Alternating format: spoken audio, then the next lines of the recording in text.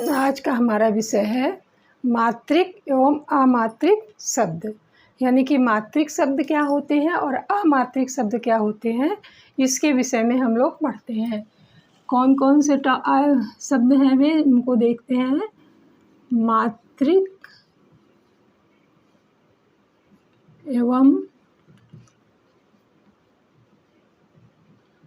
अमात्रिक शब्द। मात्रिक क्या है और अमात्रिक क्या है, इसको देखते हैं हम लोग कि मात्रिक शब्द कौन से होते हैं और अमात्रिक शब्द कौन से होते हैं। मात्रा किसकी बनती है? मात्रा स्वरों की बनती है। हिंदी भाषा के जो स्वर वर्ण हैं उन्हीं का प्रयोग मात्रा के रूप में किया जाता है। स्वर वर्णों का एक सिंबल है, जैसे देखिए हम लोग लिखते हैं, इसको देखते हैं कि कौन कौन से स्वर वर्ण हैं। आ, ई, ऊ, री, ए, ऐ, ओ और औ। ये हमारे इतने स्वर वर्ण हैं और ये दो जो हैं ये अयोगवाह वर्ण हैं, अंग और आहा। तो ये हमारे अयोगवाह वर्ण हैं और ये हमारे स्वर वर्ण हैं।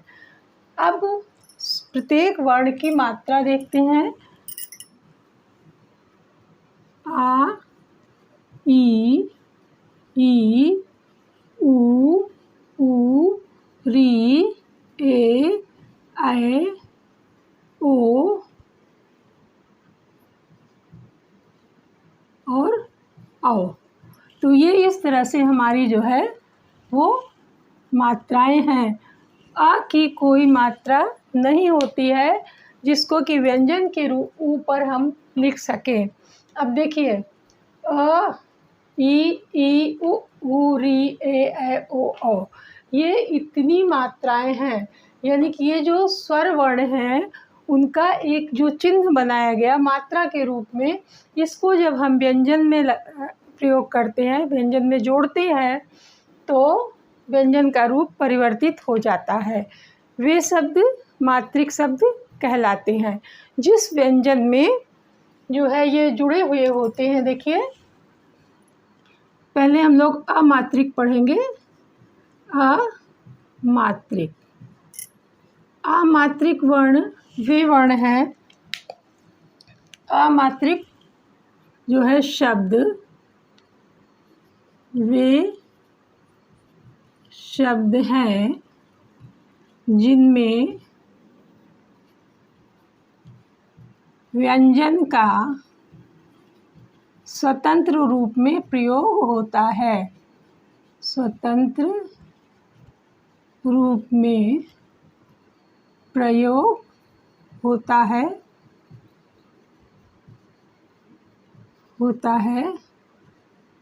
स्वर चिन्हों का प्रयोग उसके साथ नहीं होता है। स्वर चिन्हों का प्रयोग नहीं होता। वे जो है वो अमात्रिक शब्द कहलाते हैं। नहीं होता, वे अमात्रिक शब्द कहलाते हैं। अमात्रिक शब्द हैं। तो हम देखते हैं कि कौन कौन से ऐसे शब्द हैं जिनमें व्यंजन का स्वतंत्र रूप में प्रयोग होता है, तथा कुछ स्वर वर्ण ऐसे हैं जिनका प्रयोग भी व्यंजन के साथ होता है तो शब्द बन जाते हैं। वे सभी अमात्रिक ही कहलाएंगे। देखते हैं इनको हम। जैसे हमने लिखा फा और ला, फल। अब फल में कोई भी मात्रा नहीं लगी है। इसी तरह हमारा हो गया कलश, सर्कस। अभी इसमें 3 वर्ण 4 वर्ण जुड़े हुए हैं, लेकिन इन सभी में मात्रा का प्रयोग नहीं है। इसी तरह से देखिए अब स्वर वर्ण कैसे प्रयोग होते हैं, जैसे अब, इस, उनका। अब यहाँ पर देखिए ये स्वर वर्ण जो है ये स्वतंत्र रूप में प्रयोग हुए हैं, लेकिन किसी पर भी किसी भी उनका नहीं होगा क्योंकि आ की मात्रा लगी, इसलिए उन होगा, केवल उन, इन, उन ऐसा हम लोग प्रयोग करते हैं। जब उनका लिख देंगे तो मात्रिक हो जाएगा क्योंकि का पर आ की मात्रा लग गई, तो इसलिए उन सही है। फल, कलश, सर्कस। अब इस, उन यानी कि केवल वर्ण ही लिखेंगे और इसमें किसी भी स्वर चिन्ह जितने हमारे हैं उनमें से किसी भी स्वर चिन्ह का प्रयोग नहीं करेंगे। ये सभी अमात्रिक शब्द होते हैं। अब मात्रिक शब्द देखते हैं कि मात्रिक शब्द क्या होते हैं। मात्रिक शब्द, अब देखिए इसमें हम लोग देखते हैं कि मात्रिक शब्द कौन से हैं। वे शब्द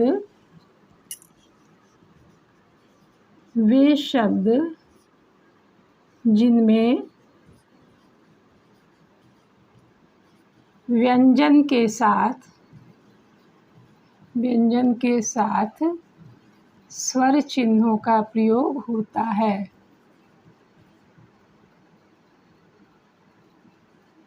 स्वर चिन्हों का प्रयोग होता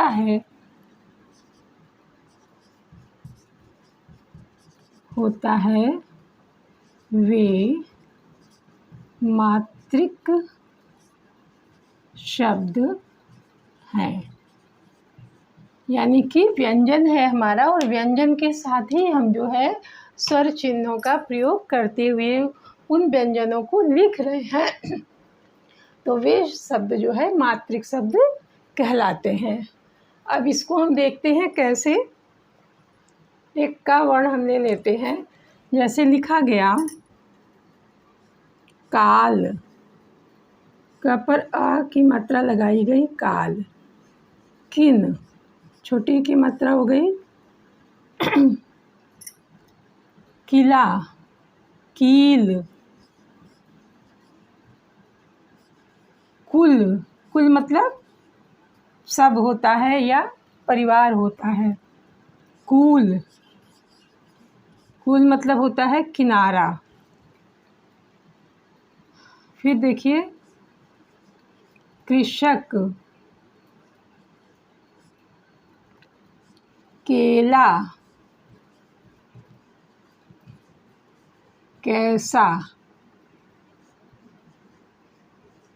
कोयल और कौवा।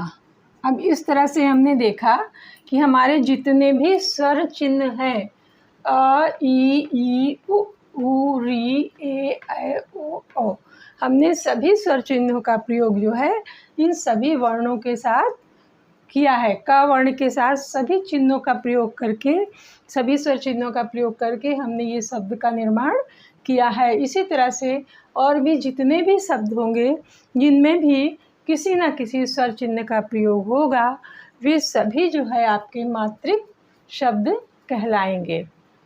तो अमात्रिक और मात्रिक शब्द में केवल इतना ही अंतर है कि मात्रिक शब्द में स्वर चिन्हों का प्रयोग होता है और अमात्रिक शब्द में स्वर चिन्हों का प्रयोग नहीं होता है।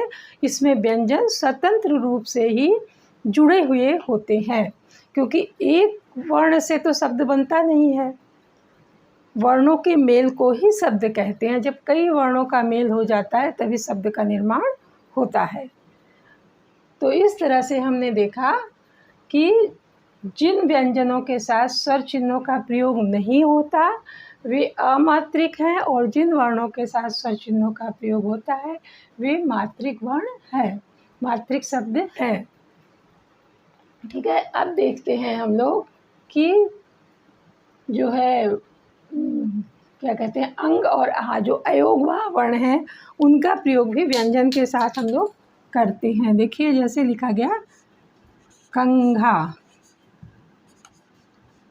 कंघा। अब यहाँ पे अंग का प्रयोग किया गया। इसी तरह से जैसे दुख, तो ये विसर्ग इस तरह से लगाते हैं, तो अनुस्वार और विसर्ग का प्रयोग ऐसे करते हैं। इसी तरह से प्रातः, अतः, ये जो है व्यंजन के बाद में लगाया जाता है विसर्ग जो है। और इसी तरह शंख हो गया। तो ये हमने केवल इसका यहाँ पे प्रयोग आपको बताया है कि कैसे प्रयोग अंग और आ का किया जाता है। तो ठीक है, अब यहाँ पे आज हम लोगों ने सीखा मात्रिक और अमात्रिक शब्द। फिर अगले विषय में नए विषय के साथ मिलते हैं।